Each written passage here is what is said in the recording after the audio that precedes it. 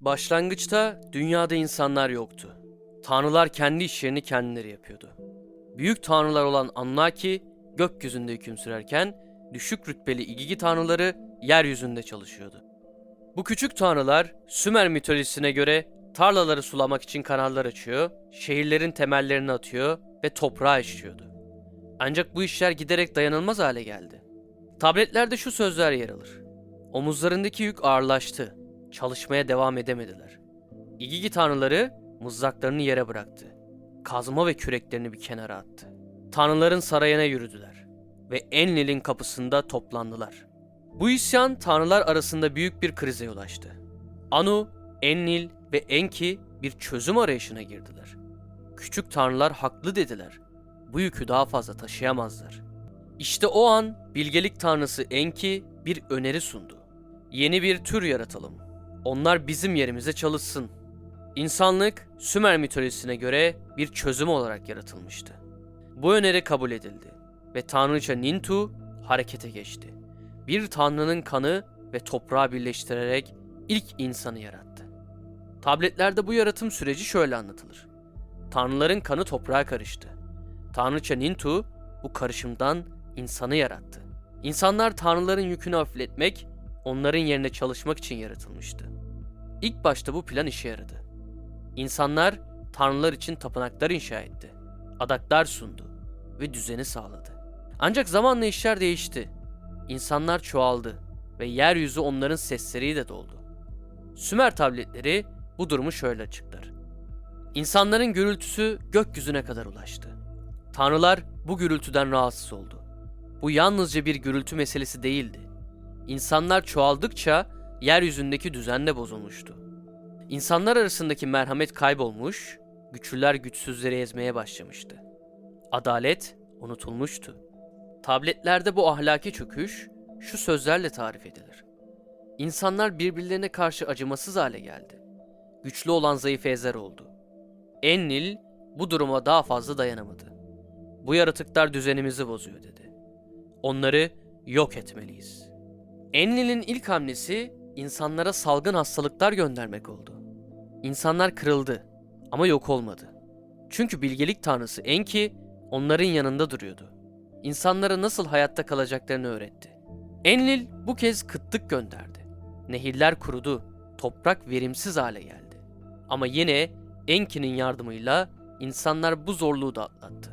Enlil son çare olarak büyük bir tufan göndermeye karar verdi. Bu tufan sadece insanları değil, tüm dünyayı yok edecekti. Tanrılar arasında bu karar kesinleşmişti. Ancak Enki bu plana tamamen karşıydı. İnsanları doğrudan kurtaramazdı. Çünkü tanrıların yeminine bağlıydı. Ama dolaylı bir şekilde yardım etmeye karar verdi. Enki, bilge bir insan olan Atreus ise rüyasında tufanın geleceğini fısıldadı. Ona bir gemi yapmasını söyledi. Tabletlerde Enki'nin sözleri şöyle aktarılır. Bir gemi yap. Büyük bir tufan geliyor. Bu gemi seni ve sevdiklerini kurtaracak. Atreides, Enki'nin talimatlarına harfiyen uyarak büyük bir gemi yaptı. Gemisini aile bireyleri ve her türden hayvanla doldurdu. Yağmurlar başladığında tufan 7 gün ve 7 gece boyunca sürdü. Sular o kadar yükseldi ki dağların zirveleri bile görünmez oldu. Tabletler bu tufanı yaşayan tanrıların korkusunu şöyle ifade eder. Tanrılar tufanın gücünden korktu. Cennetin köşelerine çekildiler. Tufan sona erdiğinde Atreides bir kurban sundu. Tanrılar bu sununun hoş kokusunu alarak onunla barıştılar. Enlil, insanlığın tamamen yok edilmemesi gerektiğini kabul etti. Ancak nüfusun kontrol altında tutulması için önlemler aldı.